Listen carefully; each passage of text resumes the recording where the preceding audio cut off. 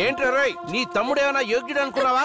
వాడొక పోరం పోకురా. వాడిని నడి రోడ్లో నిలబెట్టి అమ్మాయిల చేత రాళ్లతో కొట్టి చంపించారు. రేయ్ అంబులెన్స్ పక్కన ఉన్నది కాబట్టి మీరు ఎంతసేపు కొట్టా ఓర్చుకున్నాడు. అదే లేకపోతే నిన్ను నిలువునా చీరేసేవాడు.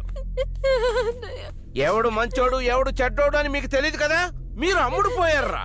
ఎవడి దగ్గరకు పడితే వాడి దగ్గరకు పోయి చేయి చాపండి. వదిలిపెట్టను రా నిన్ను. డాక్టర్ అన్నయ్య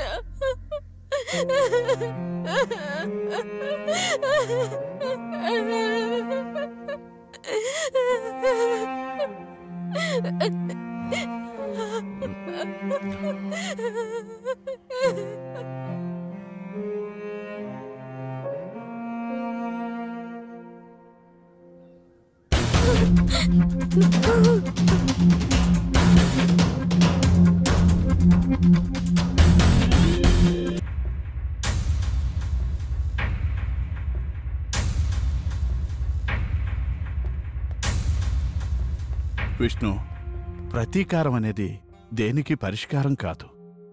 స్నేహం కంటే విలువైన ఆయుధం ఏదైనా ఉందా? ఒకవేళ నువ్వు వాడిని శిక్షించాలి అనుకుంటే మన్నించడం కంటే పెద్ద శిక్ష ఇంకొకటి ఉండదు.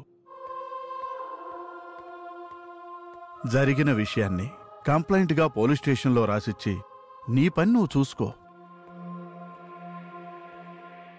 మనకిదొకటే కాదు, చాలా పనులున్నాయి. విష్ణు, మన ధ్యాసంతా వాడి మీద పెట్టి మన సమయాన్ని వృధా చేసుకోవద్దు.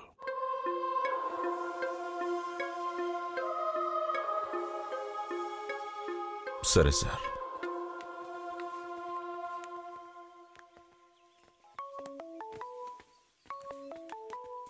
హలో, ఏ ఏరియా? సరే ఇప్పుడే వస్తున్నా. ఏంటి? డెలివరీ కేసు అంట. త్వరగా వెళ్ళు వెళ్ళు. జాగ్రత్తగా ఉండండి. పెద్దనా బండిది. జయకుమార్ అన్నా, మన బండి నువ్వు తీసుకో.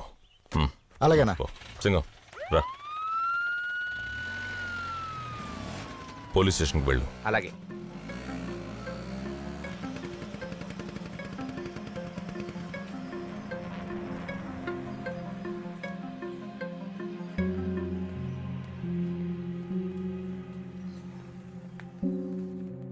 సార్,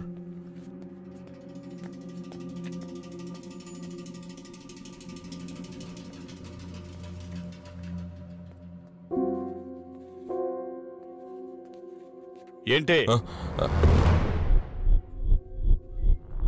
ఏం కావాలి?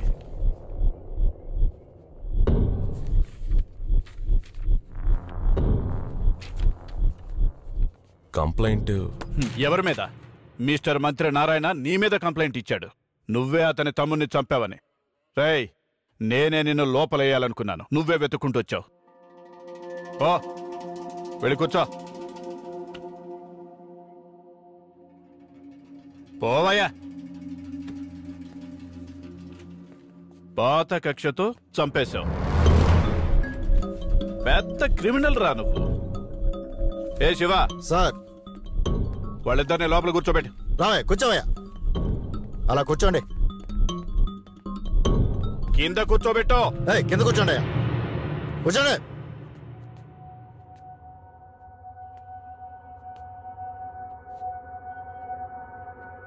షర్ట్ ఇప్పమని చెప్పు. షర్ట్ వైపు ఇద్దరు విప్పండి. రేయ్, నువ్వు తీసేవా? సార్ చెప్తున్నారు కదా, తీసేయి.